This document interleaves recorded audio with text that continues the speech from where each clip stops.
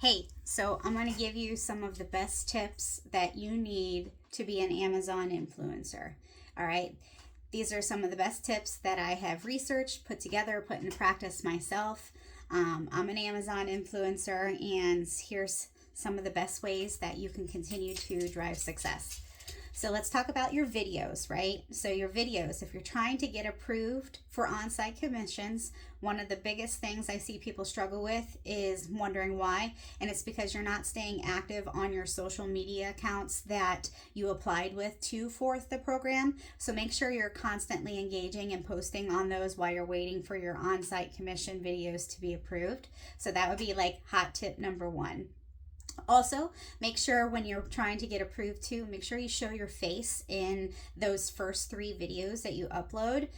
They like to see your face for verification of purposes to say that you are the influencer that's putting them on display there. So make sure you show your face in those videos too. Super helpful. Also, when you're creating your videos, top things, not just be like, here's the product, it's great. What you want to do is make sure when you're doing your videos that they add value to the buyer, such as how to use, the benefits, your experience, what to expect with when you're unboxing. Those are just some simple topics to stay within that people will, when your videos are getting uploaded, that they look for.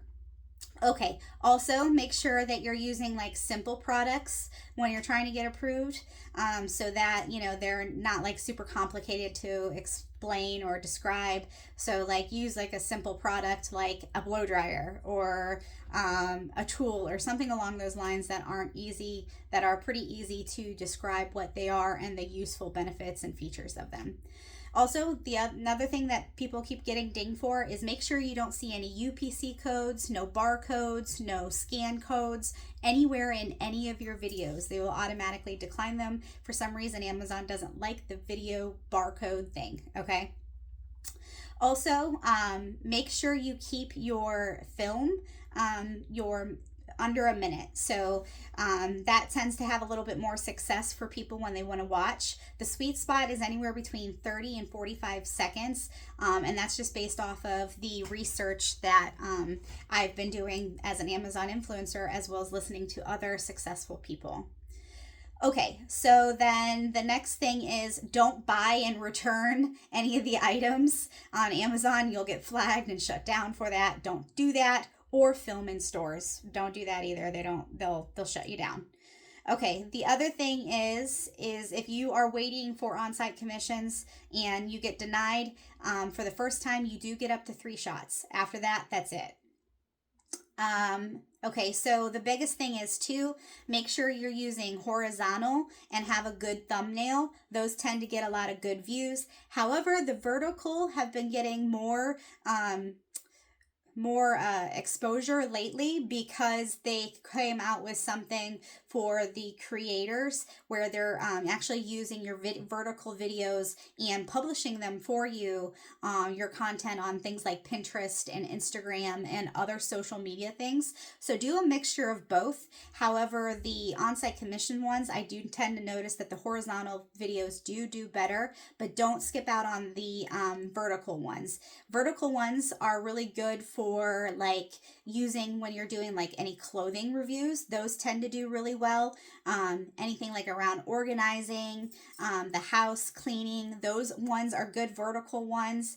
And some of your like picture collages, don't skip out on the picture collages too. You can upload shoppable pictures with like Pinterest like video pins that you can upload as shoppable pictures. Those tend to show up on the Inspire, and sometimes I've seen them push them out to Pinterest themselves too. So make sure you take an eye on that. Also, use good titles in your videos. For example, the best shoe paste, the best curling iron, the best cooking material for making eggs. Make sure that they're like keyword type titles. They tend to do a little bit better as well. Okay, let's talk about your storefront, right? How do you set up your storefront? What's the best way to do it? What you want to do for the curations, that's the 10 spots that you get at the top of your storefront.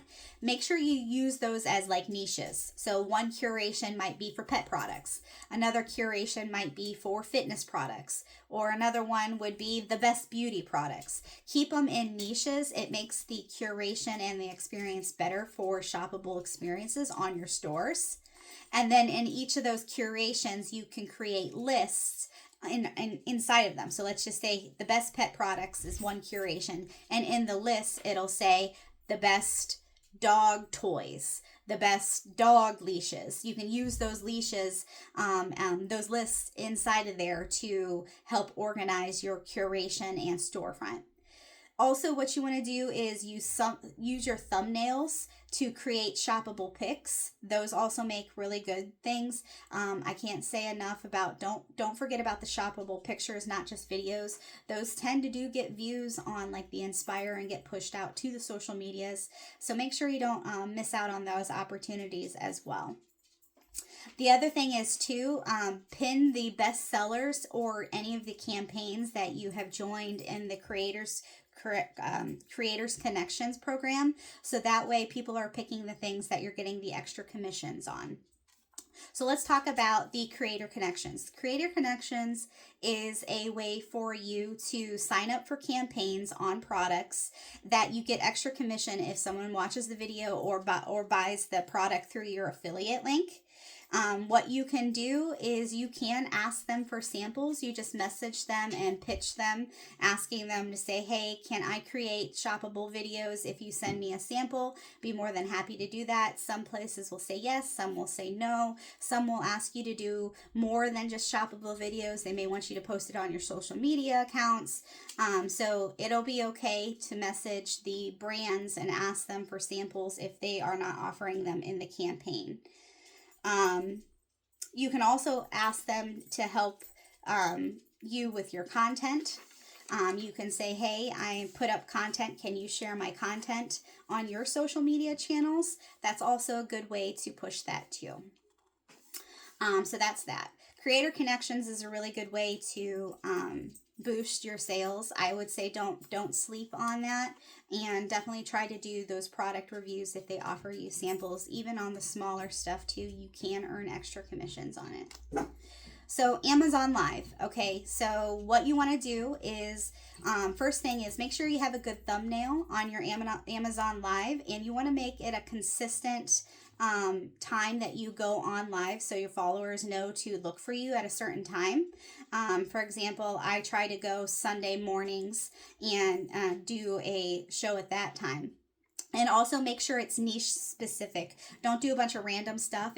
Those don't tend to do well. So like if you do pet products, or you're doing beauty products, or you can even just do, say, an Amazon deals, anything that's like on deal. The niche specific Amazon Lives tend to do better. Make sure you have good lighting so that people can see you and see the products and have your scene set up. The other thing is, if you're not going to use your phone and to film, which you surely can do that, but using the OBS software and using a webcam and also your phone, if you know how to hook up all that stuff together, there's virtual cameras and stuff, you can actually set up the lives and show like videos of products as you're talking. Now, you're not allowed having videos of products the whole time. They want you to be on FaceTime on the camera most of the time. But let's just say it's like a complex product and you just did a video on it, and you can show that on the B-roll and talk about it. So learning how to use OBS and sound equipment and all that other stuff, if you're getting super fancy, will help you have more dynamic shows, more engaging shows. But don't stress about it. Just get on camera. Use your cell phone. Like right now I'm using my cell phone. I'm using my Galaxy S24 Ultra, which has an amazing camera. So make sure you just get on and just start using Amazon Live to drive more results for you. Also, you want to make sure that they say 60 minutes is like the sweet spot for the best engagement. So try to make sure show as long as 60 minutes. However, don't do it any shorter than 30 minutes. Those don't tend to do as well. So you can do 30 minutes and above, but 60 minutes seems to be like the sweet spot for stuff. So make sure you keep an eye on the time on that. Another thing is you can share your broadcast before you go live with your followers. So share it with like all of your followers on your social media saying, hey, I'm going live at 12 o'clock. Check this out for all the deals, pitch that so that you get more people coming in for engagement. And as you are talking, thank the audience. Say, hey, thank you for joining. Please hit the follow button so you can follow me. There's notifications that you get when I go live. Thank you. If you want to talk, there was also a chat feature. Feel free to put something in the chat and engage with me. So those are some other tips there. Also, make sure you check in throughout the live saying, again, hey, it's Juliana. Thanks for joining. Thanks for following. Just constantly reintroduce yourself throughout the live. Also, as you use promos. So if you're part of the Creator Connections campaigns, they sometimes will give you promos in the campaigns, which will give your viewers X amount off of the price. So make sure you look for those. The promos are great ways to have better sales. You can also use your items in your home. Use stuff in your home that you use every single day that you can promote. Don't feel like you have to get samples to do stuff. Promote all the things that you use on a regular basis. Video everything that you have. Everything from small to little, it all adds up. And then also make sure you do demos when you're on live if you can. If you can show how to use a product, those tend to do a little bit better there too. So those are that's like the crash course of, how to be an Amazon influencer and be live with all that stuff. I would also recommend that you look into other things like Levanta.io to reach out to other sellers. Make sure you use Creator Connections. One thing with Creator Connections, you have to be invited to the program, but sometimes I've noticed if you email Amazon saying, hey, I haven't been invited to this, sometimes that'll show up magically after about a week or so. So make sure that's a good way to use your seller connections to be able to get samples and stuff like that. Also, as you're getting more used to stuff, you can start to ask sellers to pay you for your time for videos. If they're asking for multiple postings on your Instagram or Facebook or stuff like that, or if they want you to create shoppable videos, it is absolutely okay to say, okay, I'll be more than happy to take the free sample, but to shoot this video, it'll be $10 to do so, or so on and so forth. So make sure you do your market research and know your worth on that. You don't want to work for free, especially on some of the smaller brand things that don't sell as much. It's okay to say, hey, sure, I'd be happy to do a video for you.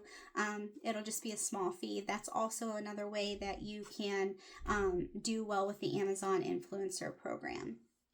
So I hope you found this crash course on the best tips to be an Amazon influencer helpful. Please make sure you hit that subscribe button. That helps me out. Leave me some comments. Be happy to get back with you, network with you. That's perfectly fine. Anything I can do to help you, be more than happy to do it. Until then, the ADHD Hustle, Juliana says hello and goodbye.